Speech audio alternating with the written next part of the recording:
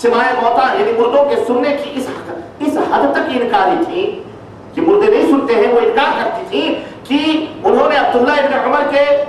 سمجھ کا جو بدر کے تعلق سے انہوں نے اس بات سمجھی تھی کہ مردے سن سکتے ہیں، اس کا بھی رد کیا، اور حضرت عائشہ نے بھی کہا یہ نبی کا معجزہ تھا۔ ان کے خیال میں ان مردوں کو سنا دینا یہ اللہ ہی کا کام تھا، اللہ کے سوا نبی بھی مردوں کو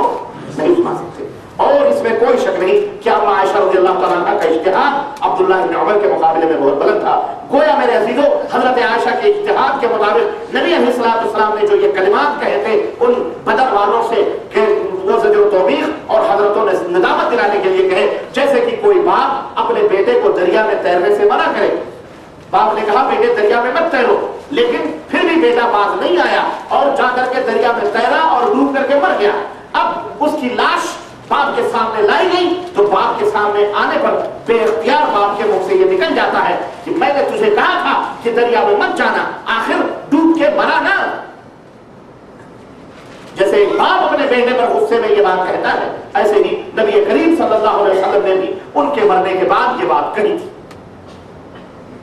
گویا زجر و توبیخ کے طور پر نبی نے کہی اور اعجاز کے طور پر اللہ نے یہ کلمات بدر کے مرنے والوں پر جو کفار تھے ان کے کانوں تک پہنچا دی اللہ تبارک تعالیٰ۔ یہ ایک سوال تھا بدر کے تعلق سے کہ انہوں نے سنایا، سنے، اور اس طرح سے اس کا جواب ختم ہوا۔ نمبر ایک، یہاں پر ایک بات اور آپ سوچیں تھوڑی دیر کے لیے، اگر آپ زحمت نہ کریں تو اس جواب پر ایک بات میں آپ کو اور بتلاؤں، بڑی عجیب و غریب بات ہے، اور وہ یہ ہے کہ جو لوگ یہ کہتے ہیں کہ جی اللہ بدر والے سنے تھے اس لیے سنانا کوئی حرج نہیں ہے، ہمارے سارے مردے سنتے ہیں، جب نبی صلی اللہ علیہ وسلم نے سنایا انہوں نے سنا تو ہمارے مردے کیوں نہیں سنتے ہیں؟ تو ذرا ان سے یہ کہیے، ان سے ایک بات سنا، ان سے ایک بات کہیے کہ میرے بھائیوں حیرت ہے کہ آپ لوگ کافروں کی جو جنگ بدر میں مرے تھے، کون تھے وہ جو جن کو نبی صلی اللہ علیہ وسلم نے مخاطب کیا تھا؟ وہ کون تھے؟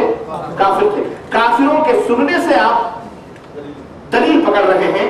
کہ نبی کریم صلی اللہ علیہ وسلم کا یہ معجزہ تھا، اور جبکہ ان کے متعلق حضور صلی اللہ علیہ وسلم فرمایا تھا کہ ما انتم باسماء ما اقول منه، کہ جتنا یہ سن رہے ہیں اتنا تم اس وقت نہیں سن رہے ہو۔ تو مردوں کی زندگی کے ثبوت میں جو لوگ ایسی مردہ باتیں کرتے ہیں ان کو خود یوں سمجھنا چاہیے کہ میرے عزیزو ان سے کہیے کہ پھر اگر تم یہ کہتے ہو کہ وہ زندہ تھے، اللہ کے نبی جنہیں سنا رہے تھے، تو ذرا یہ بتلاؤ کہ پھر شہید ولی نبی تم کہتے ہو یہ زندہ ہے، تو ان کے زندہ ہونے میں اور پھر ان کے زندہ رہنے میں کیا فرق رہا؟ بھائی اگر تم کہتے ہو نبی زندہ ہیں، شہید زندہ ہیں، فلاں زندہ ہیں، اور تم یہ بھی کہتے ہو کہ عتبہ بھی زندہ ہے، شیبہ بھی زندہ ہے، ابو جہل بھی زندہ ہے، تو پھر دونوں میں کیا فرق؟ کوئی فرق نہیں۔ تو پھر افضلیت کہاں سے آئی؟ اور اگر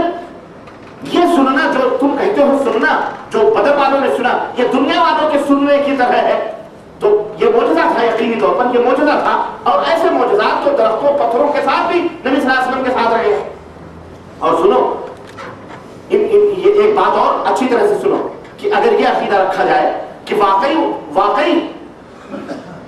واقعی اس عقیدے کی بیس پر کہ مردے سنتے ہیں، تو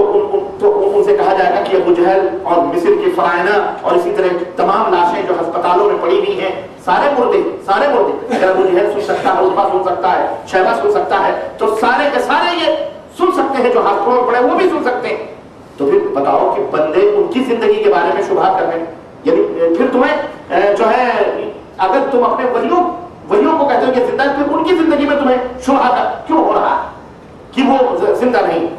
اور ایک بات کا میرے عزیزوں ہمیں ایک بات کا ایک خیال آتا ہے، اور معذرت کے ساتھ اور بڑی تلخ تھوڑی سی بات لگے گی، لیکن یہ بات حقیقت ہے کہ جب ہم ایسے یہ ہمارے ملکوں میں جو یہ تمام سب ہمارے برادران احناف ہیں، احناف بھائی لوگ ہیں، ہم جب ان سے یہ کہتے ہیں کہ اللہ ہی زندہ ہے، وہی قیوم ہے، ہمیشہ سے قائم ہے،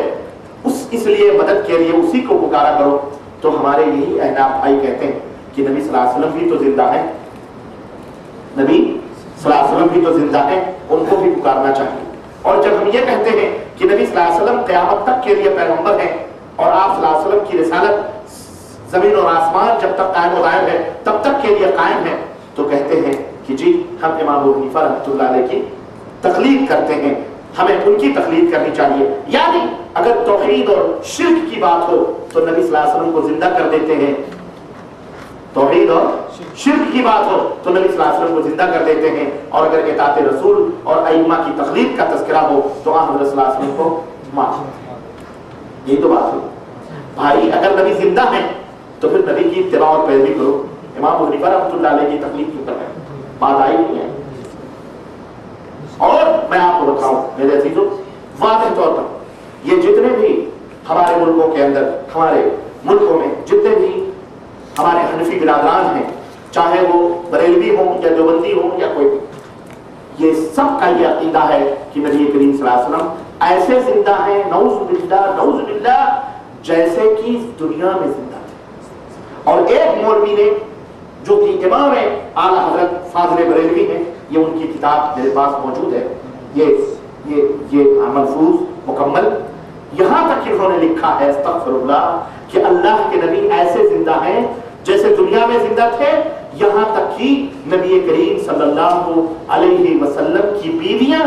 آپ کی قبر میں پیش کی جاتی ہیں اور آپ ان سے شباشی فرماتے ہیں۔ یہ ملفوظ اعلی حضرت مکمل قادری مشن نصب 9 محلہ مسجد بریلی یوپی کی چھپی ہوئی کتاب۔ یہ امام احمد رضا فاضل بریلوی جن کا مسلک لوگ یہ امام الاحناف، آپ کہیں گے کہ یہ بریلوی ہیں، یہ اس لیے عقیدہ رکھتے ہیں۔ میرے بھائیوں آئیے یہ دوسرا نمونہ میں آپ کو بتاؤں، یہ اس لیے تاکہ حق واضح طور پر کھل کر کے آپ کے سامنے آ جائے اور آپ حق کو قبول کرنے میں ذرہ برابر بھی ہچکچاہٹ نہ پیدا کریں۔ یہ دیکھیں عقائد اہل سنت کے نام سے یہ کتاب ہے، یہ کتاب عقائد علماء اہل سنت دیوبند ان کے علماء کی کتاب ہے، فخر المحدثین حضرت مولانا خلیل احمد سہارنپوری کی لکھی ہوئی، اور اس میں جو ہے انہوں نے لکھا ہے کہ اللہ کے رسول صلی اللہ علیہ وسلم استغفر اللہ اس طرح سے زندہ ہے۔ سنیں یہ دیکھیں، کہتے ہیں کہ رسول اکرم صلی اللہ علیہ وسلم صفحہ نمبر 164 ابھی قبر میں زندہ ہیں اور مثل گوشہ نشینوں اور چلہ کشوں کے تنہائی میں بیٹھے، قبر میں تنہائی میں بیٹھے، جیسے ان کا مال قابل اجرائے حکم میراث نہیں ہوتا ایسے ہی آپ کا مال بھی محل توریث ہے۔ یعنی جس طرح زندوں کا مال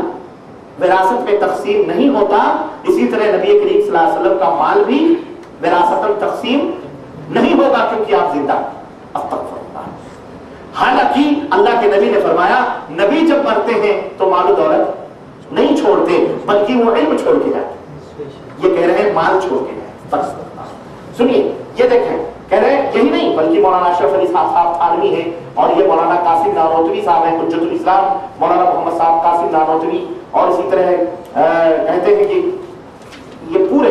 حضرت صلی اللہ علیہ وسلم اپنے مبارک مزار مبارک میں بجسدہی موجود ہیں اور باحیات ہیں۔ آپ کے مبارک مزار مبارک کے پاس کھڑا ہو کر جو سلام کرتا اور درود پڑھتا ہے آپ خود سنتے ہیں اور سلام کا جواب دیتے ہیں۔ اور تو اور رہا، میں آپ کو بتاؤں یہی نہیں، یہ دیکھیں فضائل اعمال، حضرت مولانا زکریا صاحب کی فضائل صدقات، اس کے فضائل آپ میں یہی نہیں کہ نبی صلی اللہ علیہ وسلم سنتے ہیں، یہی عقیدہ مان لیا جاتا کہ نبی ہی سنتے ہیں نا، یا نبی ہی زندہ ہے تو بات رہتی۔ یہ مولانا زکریا صاحب تبلیغی جماعت کے بہت بڑے امام ہیں۔ اب میں آپ کو بتاؤں یہ کیا لکھتے ہیں، نبی ہی نہیں بلکہ جناب علی یہ جتنے بھی مردے ہیں نا، ابھی میں بتاتا ہوں کہ نبی تک کی عقیدہ ہوتا تو بات رہتی۔ یہ دیکھو فضائل صدقات، بلکہ جتنے بھی بزرگ ہیں سب قبروں میں زندہ ہیں، عقیدہ بتایا جا رہا ہے۔ کیا کہتے ہیں شیخ ابو یعقوب سنوسی کہتے ہیں میرے پاس ایک مرید آیا، کہنے